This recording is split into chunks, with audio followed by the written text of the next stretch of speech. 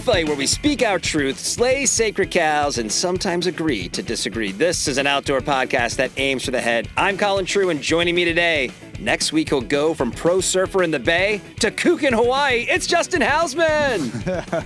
It's true. You know you're always a kook, no matter where you are, compared to Hawaii. So even now, I'm still a haole. Right now in my house in California, I'm actually currently a haole, but I'm trying to change that. I've been sitting outside. We've actually had sun the last couple of days. What's a haole? Are you fucking kidding me? No. How long have you been pretending to surf? Like 2 years, and this is the first time you've encountered that way phrase? Longer than that. Jesus I've never heard the term Christ, haole. you've never heard the term haole? No.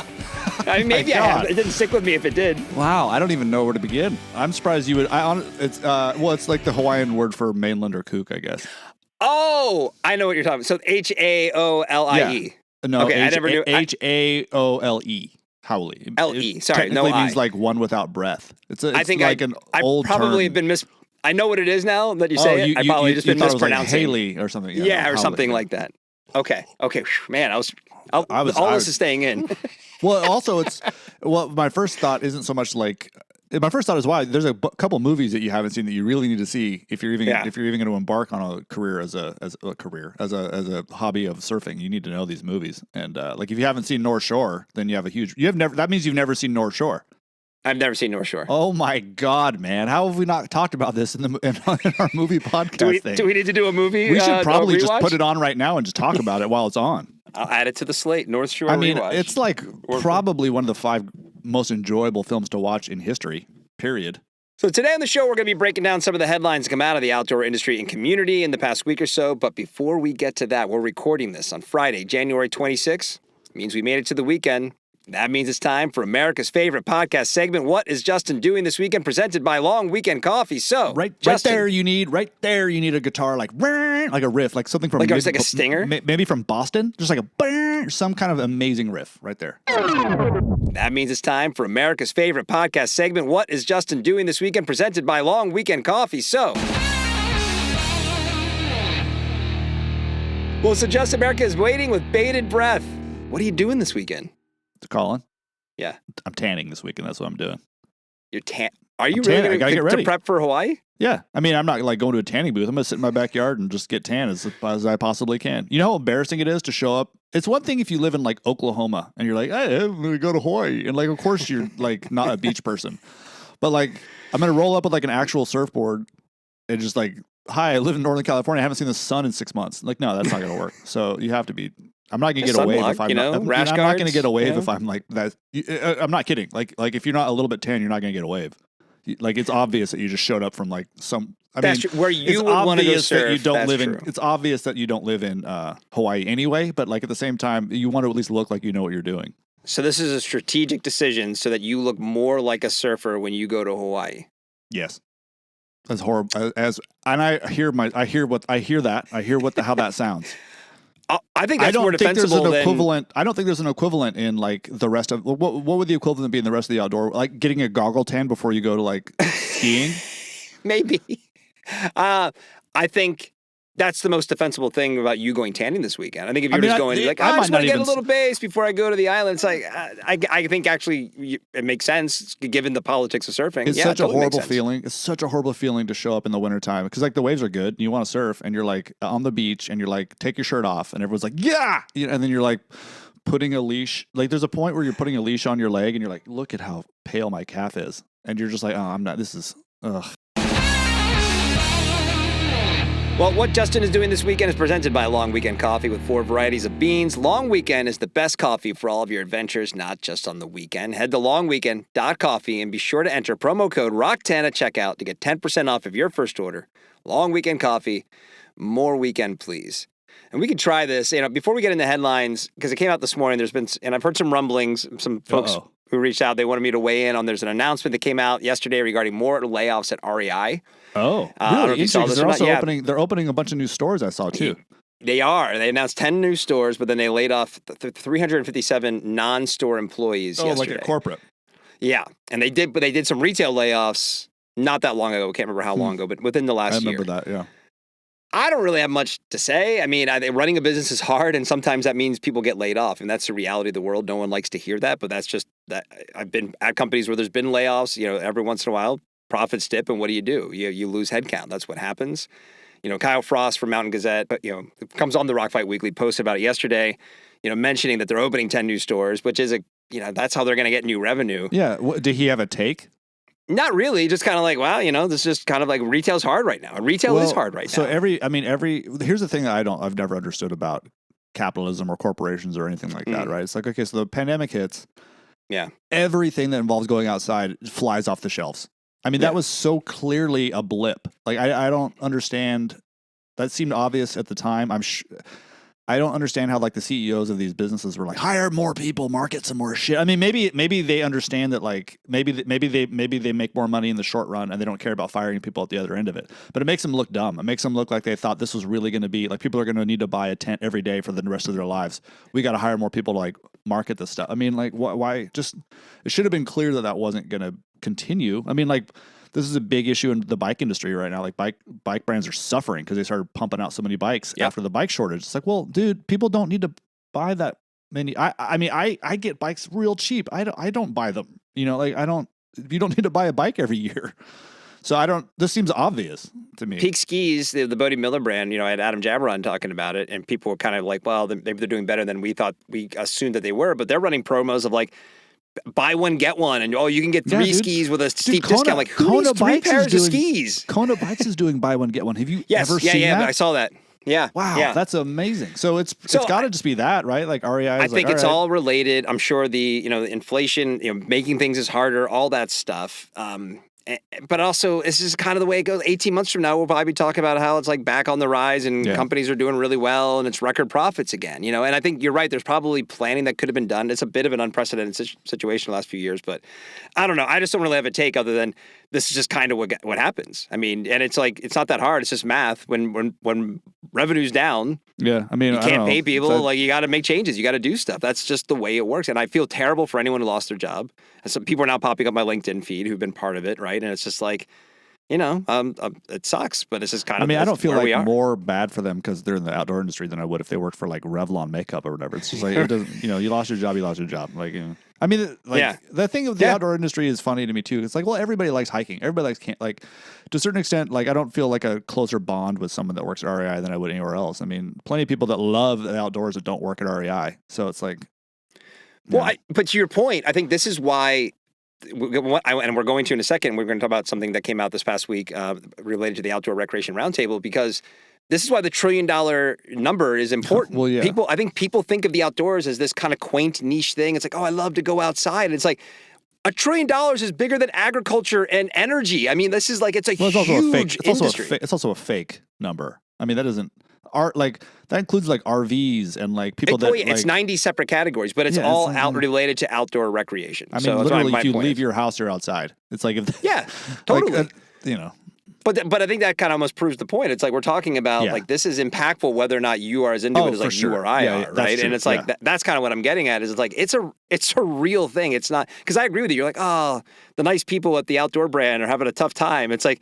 Yeah, so, but it is kind of the same as any other industry at the end of the day. I mean, I won't mention them, but like the other brands that I do, that I work for besides Adventure Journal and doing copywriting, like I've been with both of them one of them for a few years and one for about a year, and they've done series of layoffs since I've been. Serii? Yeah. What's the plural of series? Series? Is it just series? You just made up a word. Multiple rounds of layoffs since I've been there. So, I mean, that's just kind of how it always is, I think. Anyway, I just wanted to address that because it came out yesterday. I just want to make sure we made a little mention of it. Hey, buy stuff at REI. I love REI. We've talked, like, AJ's covered it a bunch. Like, you and I have talked about it. Like, I kind of gone back and forth. The more I think about it, I love that store. We should buy stuff there. I'm working on a solo pod, probably being out in a couple of weeks, because REI plays, I'll just tease it, REI plays an incredibly important role in our space that I don't think it's talked about enough. I mean, well, just the short of it is they're able to scale the things that we all talk about, especially on a social level, that a singular and independent retail store could not do. Yep. So we'll touch more on that later. But the first story, one of the ones that get into with you today, is they came out of the recreation public policy world, like I was just teasing. The Explore Act passed through the House National Resource Committee by unanimous consent. Something came out of what does the X stand for in that acronym? The Expanding Public Lands Outdoor Recreation Experiences Act. See, that's where they got the X. Yep, exploring. Wait, say it again? Expanding Oh, what? shit, I just closed it. Expanding Public Lands Outdoor Recreation Act. So the Explore Act is historically significant. It's the first ever outdoor recreation-specific bill that does not cost taxpayer dollars. The bipartisan legislation will boost local and national economies, give America... This is all from the press release. I'm not sure that's true, but go ahead. Well, so specifically, the Explore Act would enable permit streamlining to ease burdens on outfitters and guides and improve access to outdoor experiences, improve access to recreation on public lands and waters, ensure access to green spaces in underserved communities, develop, improve, and complete long-range trails, and invest in rural economic development. I forget what it's called, but there's a pretty. I should know what it's called. I've written about it a million times. I mean, there's a pretty significant piece of legislation that we like keep kicking down the road. I think it may. You'd know it. I can't remember what it's called. A few years ago, it almost went. Well, it was like Congress the AORA one. It. It's not that. Yeah. This has been around since like the 60s or 70s, and it's entirely funded based on royalties earned from the government letting oil companies drill on public lands. We don't pay anything for that. And it like greatly benefits us as public lands users. So anyway, I'm calling bullshit on that first part of the claim from whatever you're reading that from. Chris Perkins, who came on with Jessica Turner a few weeks ago to talk about just the outdoor recreation roundtable in general. I'm sure he'd come back on. Should we have him on? You want to talk to him about it? Not if he's going to get mad about what I just said. No, I don't think he would. Okay. I'm not saying it's not. I'm just literally just saying that I don't think that's true. I think there's other significant legislation that doesn't cost taxpayer dollars and benefits taxpayers when it comes to open space and public lands. That's all I'm saying. Are you shitting on this? This is awesome. This thing. Are you listening to what I'm saying? I'm just calling. I'm completely lost what you're saying. I'm just saying your first claim is that, or not your claim. The claim from the press release that you just read was it's the first time in history that a public lands bill doesn't use taxpayer money. I'm saying that's actually not true because of the gigantic piece of legislation that we've had for decades that funds public land acquisition and maintenance comes entirely from the royalties that we earn for letting Chevron drill on public lands. That's all I'm saying. But did that never pass? You said. No, it does.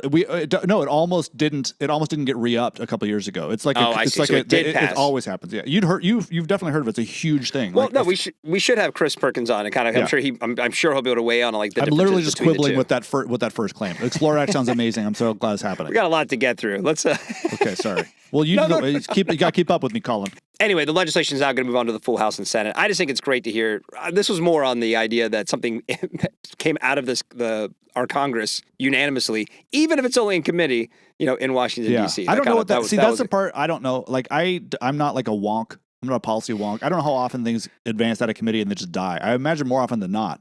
Oh, I'm sure that happens all the time. I think they made it pretty big. They were pretty excited about this. They spoke to me about it when they were on. We ended up not making the final cut of the episode because we ended up focusing on other things.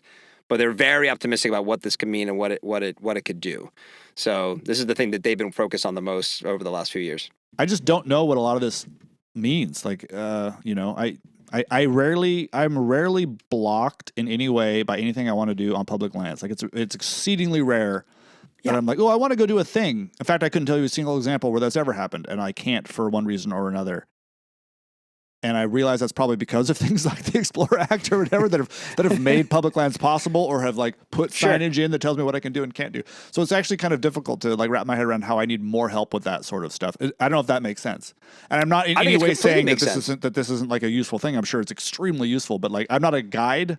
I don't make money from any of that sort of thing. So I imagine this probably has something to do with like how you pay guides and maybe there's like overtime rules. Like I don't know, but probably all kinds of like very arcane things unless you actually do the thing. But it's difficult. As someone who's like written a lot about outdoor policy and stuff, it's actually pretty hard often to make the like connection between this big piece of legislation and your life as an outdoors person. It's rare that it's like very obvious. I spoke to Susie Murphy. It's going to come out in a couple of weeks. She's the executive director for the San Diego Mountain Biking Association. And part of a lot of it kind of started getting into the how difficult operating this world to get new things done is. Yeah.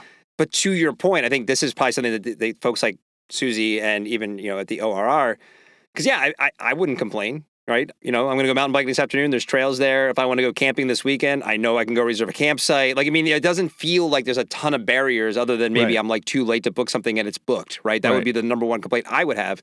So digging into what exactly this will do for kind of everyday Americans. And maybe it's more focused on categories of the outdoors that you and I don't play in that much. I don't know. But well, we should have Chris Perkins back on. I'm sure he'd love to be able to kind of run us through. It'd be a great kind of Well, again, it's three-person interview. entirely possible that the reason that we don't have barriers to the things that we like to do is because of legislation that passes that we just don't really get into. So, like, I have no doubt that Explore Act is a really big deal. But I would be curious. I mean, I haven't really done much digging on it at all, but I will. But no, man, we should definitely have somebody out to dig into this act. I think it'd be interesting. It's definitely the biggest thing going in terms of outdoor recreation. Yeah. In terms of a larger scale, there's obviously all the little local places. Everybody locally in different sports do their own things as well. But this is where the ORR supports recreation as a whole. So cool. Let's bring someone to talk about it. What's that? The Outdoor Recreation Roundtable. Do you listen to the show? Come on, man. If I'm not on it, I mean, what's in it for me? What's the point?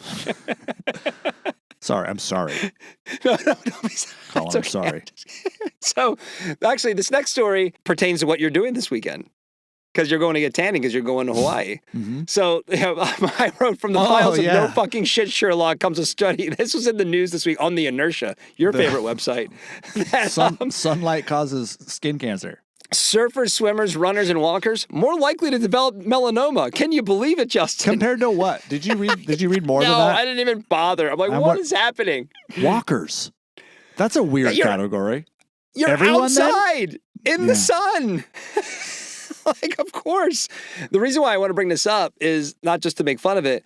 I just don't know what good this does. Like, what are you supposed to take away from reading this? Like, it's an obvious thing. Someone's going to read this and be like, well, I guess I can't go out for my daily walk anymore because people are freaking maniacs. And, and it's just like, what are we doing? Like, why are we even running this article? Okay, I'm going to be, I don't know if this is really a devil's advocate situation, but I'll play devil's advocate here. So there's probably, I worry about skin cancer all the time. Okay, you should, and you know what I don't do is wear sunscreen. So, it's probably there probably is some value to being like, hey, dumbass, like this really can hurt you.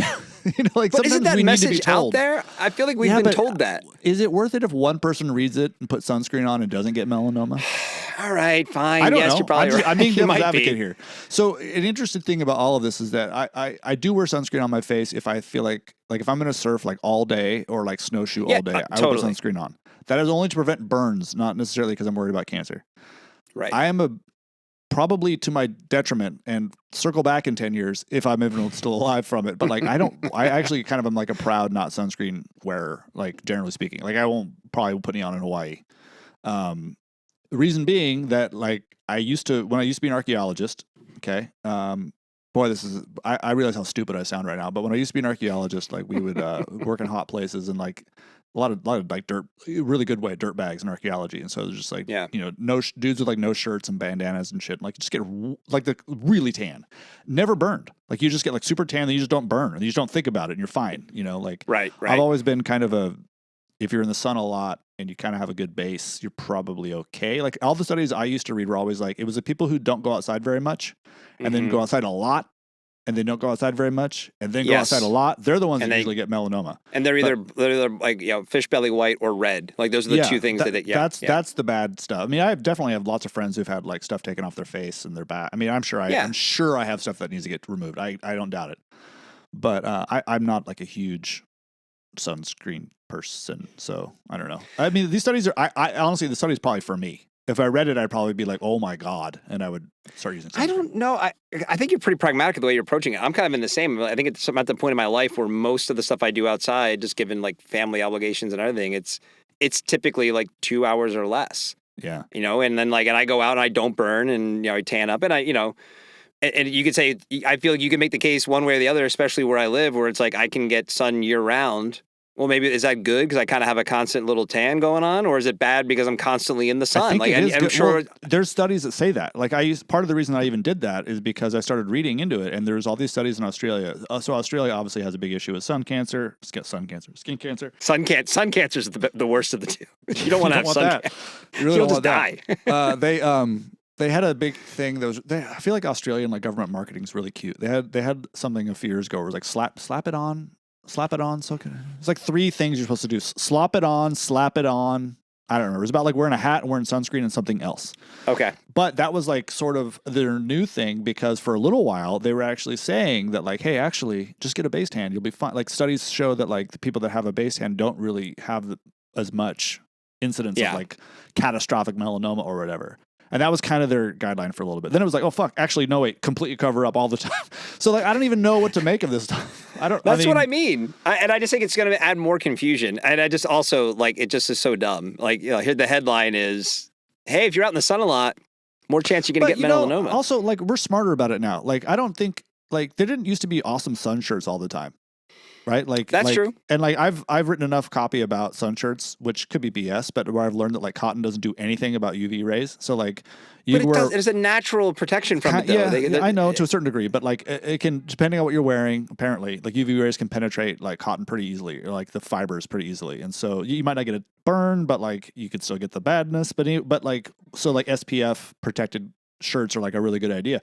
But also like they used to, like, what were you going to wear like 20 years ago? A rash guard? You know, like you'd look like an idiot. Right.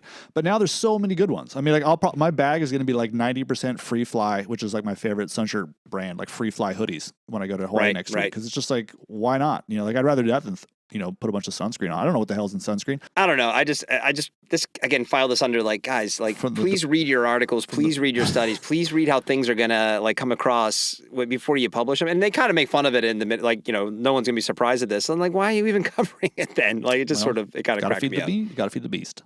I got it. You know, if it saves one life, Colin. Well, that's true. I'm glad that one person, you know, all of a sudden got the message in 2024 that wearing sunscreen helps prevent melanoma. I don't know where you haven't heard this yet, but you know.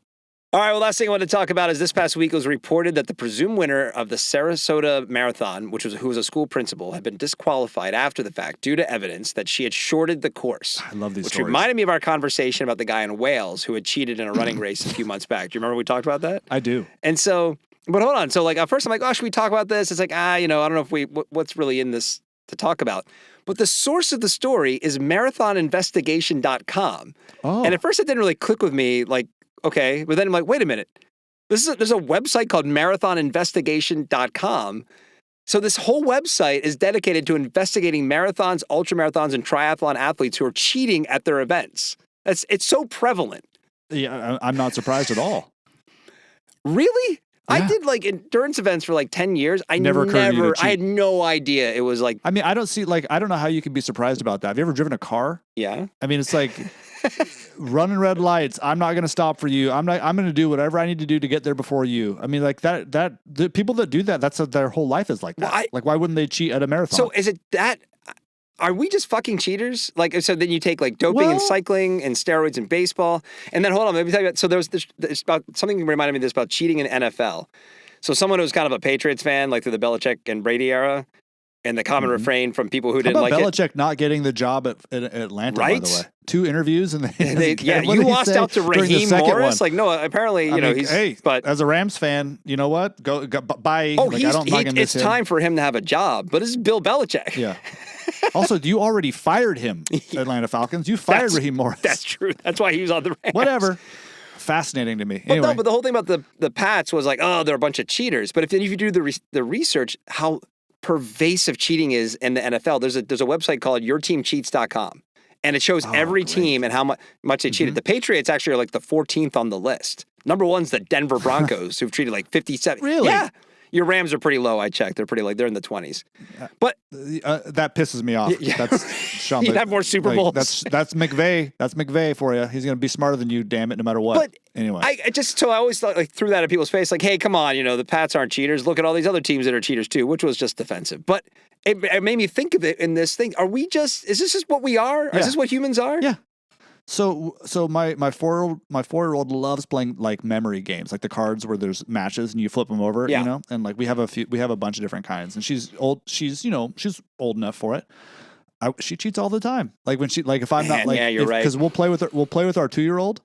And she doesn't understand the rules, so she'll just like flip over. And so like I'll be like, Harper, you can't do that. And I'll look, and my other eye is watching Olivia, and Olivia's like flipping all the cards over. So, okay, that's what. And then I'll be like, okay, your turn. And she's like, right, she's faking it. Yeah, I mean, people are cheaters. It's wow. I'd love to say I've never cheated, but of course I've cheated. You know what? I took AP history in high school. it was a very rough year for me, like personally. Like it was really bad. But I finished the year and I didn't really go to any of the classes. I basically had the lived experience of you dreaming that you like are showing up for the final and you haven't been to school all year. That was literally my junior year in high school, man. Or sophomore year, I guess. And I cheated the entire freaking test. I saw my good friend who was really smart next to me. I copied his entire test. Both of us failed. Apparently he wasn't paying attention either. So you learned early on that karma's real. Well.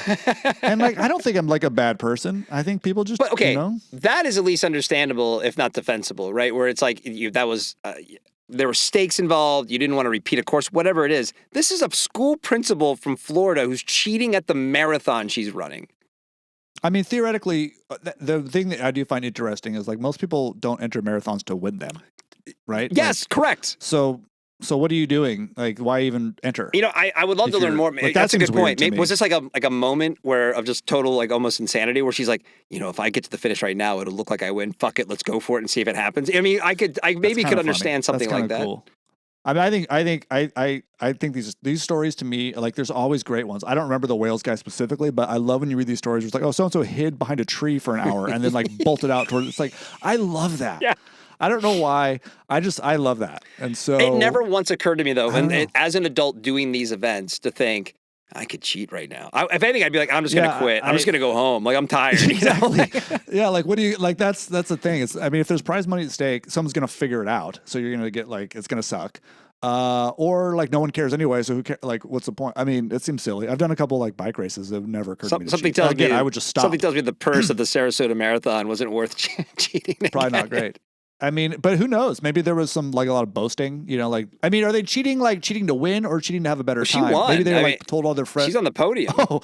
The Wales guy just was like finished, whatever it was, like 11th or something stupid. Like it wasn't even like, he didn't even win. It was just. Yeah, that's the smart way to do it is just like finish like 20 minutes faster than you said you were going to. And everyone's like, wow, you've really been training. Think about if your kid's in that woman's school and you heard that she cheated to win at the marathon. I mean, what is it? Like, I guess I don't begrudge her having the moment of like, oh, if I did this right now, I could look like I won.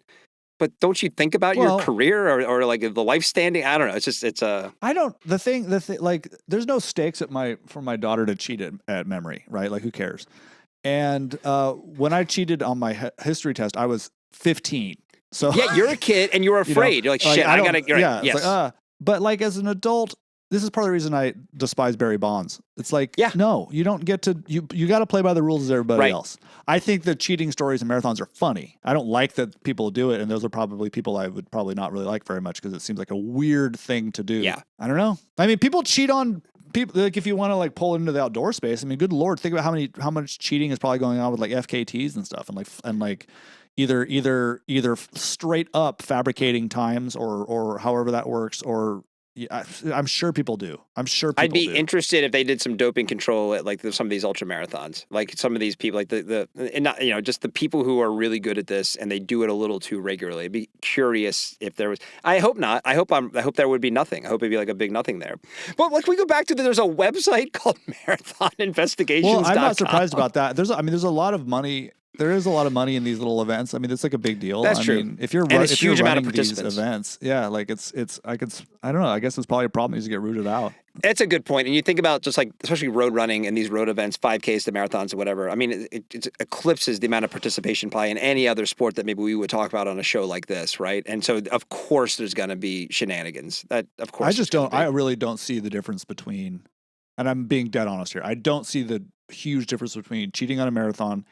The winning part is a little bit higher stakes, and running a red light. Like you're just the rules don't apply to me. Well, circumstances matter, right? Yeah, they do. But I mean, like I think that I in terms of like being surprised that there are people that are doing this, it's like not. I mean, people. That's what people do. Everyone thinks that they're special. Well, everyone thinks, including me, that thinks. Like the other day, I was at a stoplight, nobody around. I just went. Okay, so. You tell me that because I'll roll through. My daughter the other day goes, Dad, no, that was wasn't even a roll through. It was just like I was at like a stupid. There's no point for there to be a light there. There's nobody around. I'm not going to sit here at the red light. So I stopped and then I just went. It's like right. I have done that as well. Which I shouldn't have done that.